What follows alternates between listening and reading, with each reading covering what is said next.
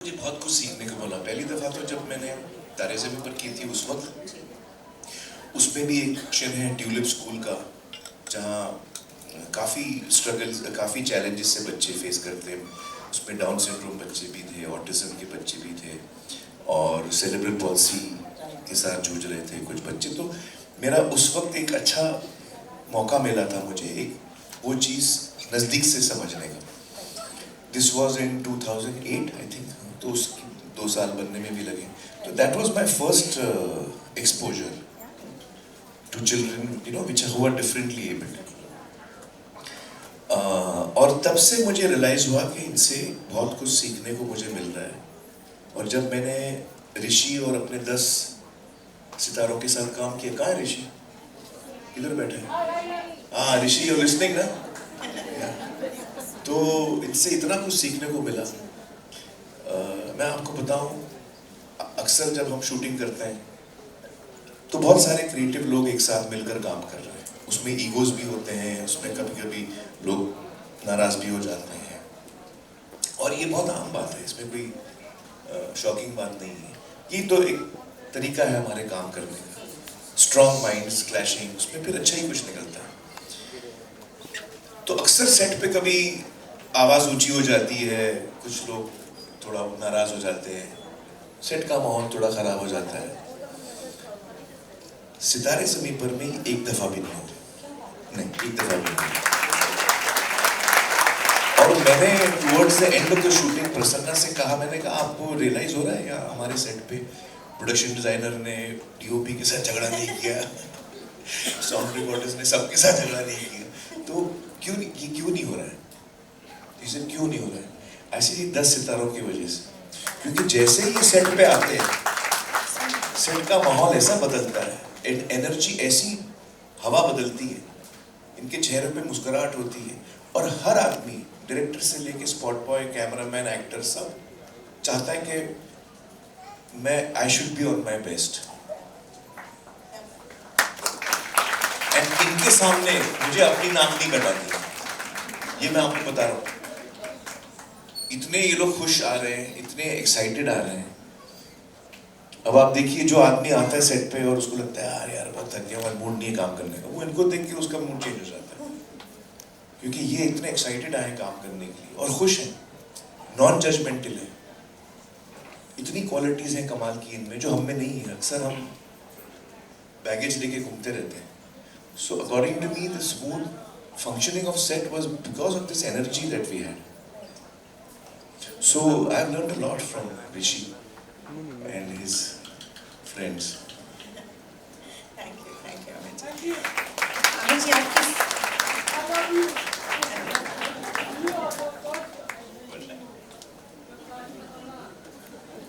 आप अपनी फिल्मों के संगीत में बहुत दिलचस्पी लेते हैं. You are deeply involved in the sittings and you know exactly the kind of sound you want. आज के दौर में जहाँ गाने बहुत जल्दी आते हैं और चले जाते हैं, इसका ट्रैक चल रहा है. आज के दौर में जहाँ गाने बहुत जल्दी आते हैं और चले जाते हैं, what do you feel makes a song timeless? ऐसा गाना जो decades तक लोगों के दिलों में जिंदा रहे, जैसे आपकी फिल्मों के गाने अक्सर हुआ करते हैं. एक तो मेरा बहुत म्यूजिक में इंटरेस्ट है, तो ये बात सही है। जब मैं प्रोड्यूस करता हूँ, जब मैं प्रोड्यूसर नहीं हूँ तो सही नहीं होगा मेरा ज़्यादा इन्वॉल्व होना, लेकिन जब मैं प्रोड्यूस करता हूँ या जब प्रोड्यूसर डायरेक्टर मुझे इन्वॉल्व करते हैं, तो मुझे बड़ी खुशी होती है कि मैं म्यूज़िक के सेशंस में भी आऊँ, क्योंकि उसमें मज़ा बहुत आता है. It's a different world, you get to learn so much, and सिर्फ जॉय फील होता है, आनंद फील होता है. तो I love music sessions, music recordings, and over the years I have got to learn so much. मैं इतने कमाल के म्यूजिक डायरेक्टर्स के साथ बैठा हूँ, लिरिक राइटर्स के साथ बैठा हूँ, डायरेक्टर्स के साथ बैठा हूँ जिनको म्यूजिक की समझ है, तो बहुत कुछ सीखने को मिला है. सॉरी, आपका सवाल क्या था? हाँ, हमने कुछ वीडियोस भी देखे आपको सीक्रेट सुपरस्टार के टाइम पे. सो द क्वेश्चन वाज कि what makes a song timeless आपकी फिल्मों के, आपके खुद के फिल्मों I feel that in हम लोग चूंकि मैंने सिर्फ सिनेमा के गानों पे काम किया, तो मेरा जवाब उस पर ही सीमित रहेगा. जी जी. मुझे लगता है कि जब आप कुछ खास कहना चाहते हो कहानी के जरिए, और डायरेक्टर और राइटर में क्लैरिटी होती है उस थॉट की कि वो क्या कहना चाह रहे हैं, और वो जब अच्छी तरह से कम्युनिकेट होती है कंपोजर और लिरिक राइटर को, तब एक खास गाना बनता है। जब आप कुछ खास कहना चाहते हो और आप क्लियर हैं आप क्या कहना चाहते हैं, देन वो सारे तार मिलते हैं, और वो इर्रिस्पेक्टिव ऑफ सिचुएशन, आप रोमांटिक गाने भी देखेंगे जो बहुत कमाल के बने हैं, आप फिलोसफिकल गाने भी देखेंगे जो बहुत कमाल के बने, अलग अलग जॉनर में आप गाने देखेंगे, बट उसकी बीज वही होती है कि आपका थॉट क्या, आप बोलना क्या चाह रहे हैं, what is it that you are trying to say, इस गाने में आप कहना क्या चाह रहे हैं, उसमें जब क्लैरिटी होती है तब वो एकदम कमाल का होता है। तो आप लिरिक्स और धुन, डायरेक्टर ने जब वो आइडिया एक्सेप्ट किया तो वो उसका हो जाता है, because otherwise he is responsible, ultimately director responsible होता है। तो चाहे मैंने सजेशन दिया, किसी और ने सजेशन दिया, but director is the final authority जो डिसाइड करता है कि हाँ ये होगा या ये होगा, so that responsibility is the directors.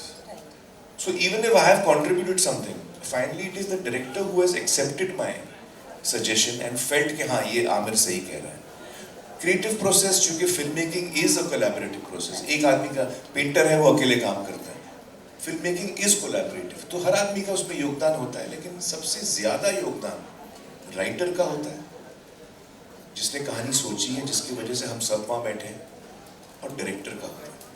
ये दो लोग जो हैं वो हमसे आगे होते हैं। तो आप अपनी सीक्रेट सुपरस्टार की टीम को, म्यूजिक की टीम को कहीं लेकर हमारा घर है पंचगनी में, बम्बई हाँ, से 4-5 घंटा दूर, अच्छा, तो वहाँ एकांत में बड़ा अच्छा माहौल रहता है, Right. और काम करने का अलग मूड रहता है। जी। तो अक्सर गानों की जब हम धुन बनाते हैं जी। या गाने बनाते हैं तो हम वहाँ जाते हैं।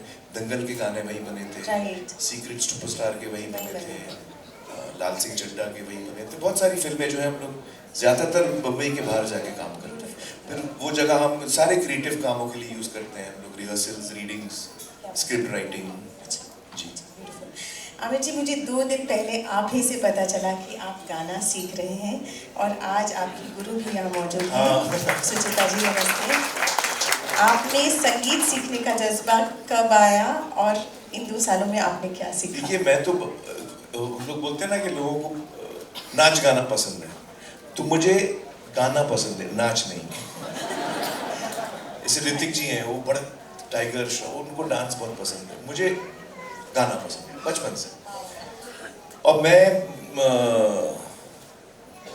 जो हमारी हिंदी फिल्म का म्यूजिक है 50s का, 60s का, उसमें से कुछ 40s का भी है जो मुझे बहुत अच्छा लगता था, और जो हमारे कंपोजर रहे हैं एक से एक, और लिरिक राइटर रहे हैं, सिंगर्स रहे हैं, वो एक अलग ही दौर था मुझे लगता है।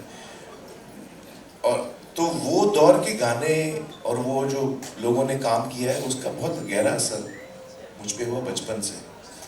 तो उस वक्त तो रेडियो हुआ करता था, कैसेट होता भी नहीं था, मैं बात कर रहा हूँ कैसेट आने से पहले की।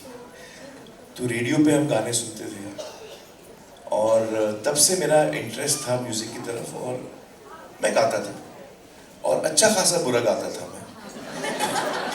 तो मुझे तो कोई तकलीफ नहीं होती थी, आसपास के लोगों को बहुत तकलीफ होती थी, बट मुझे कोई फर्क नहीं पड़ता था, मैं खुश रहता था।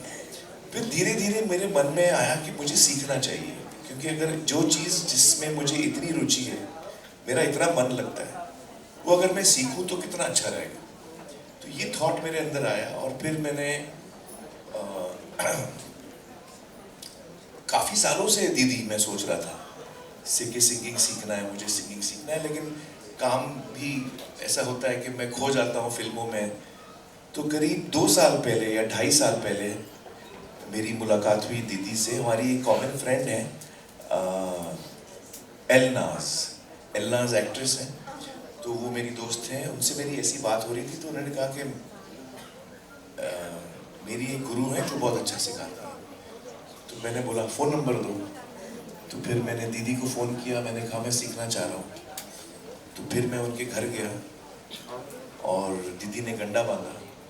फर्स्ट लेसन जो था हमारा, मुझे आज तक याद है, और वो पूजा या आरती की और दीदी ने फिर हारमोनियम खोला और सुर लगाया।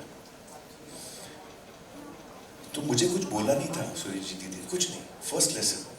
अभी मैं बैठा हूँ उनके बगल में और उन्होंने आवाज़ शुरू की तो मैं रुका, मैं सोच रहा था अभी कुछ कहेंगी, इंस्ट्रक्शन मुझे मिलेगा, तो कोई इंस्ट्रक्शन नहीं आया।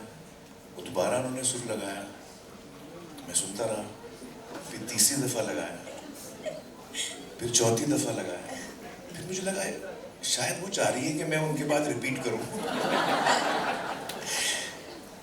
तो फिर मैंने हेजिटेंटली वो सुर लगाने की कोशिश की, तो फिर वो आगे बढ़ी और करीबन 1 घंटे का क्लास था वो, और उस पूरे क्लास में दीदी ने मुझे एक लफ्ज़ नहीं कहा।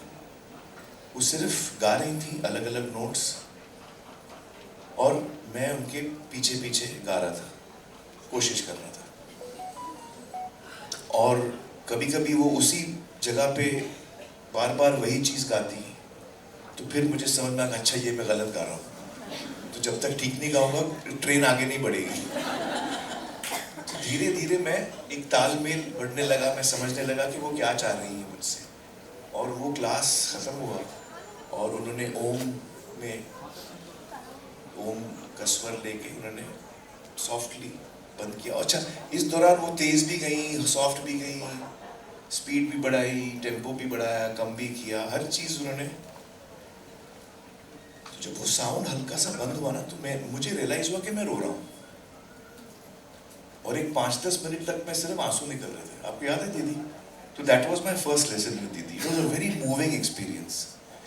एंड अब 2 साल हो गए, 2.5 साल हो गए, बीच बीच में गैप्स भी आते हैं शूटिंग के वजह से, but I think it is the most meditative and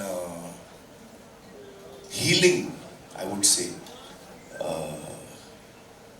cheese जो मैं एक्सपीरियंस कर रहा हूँ, जो मैं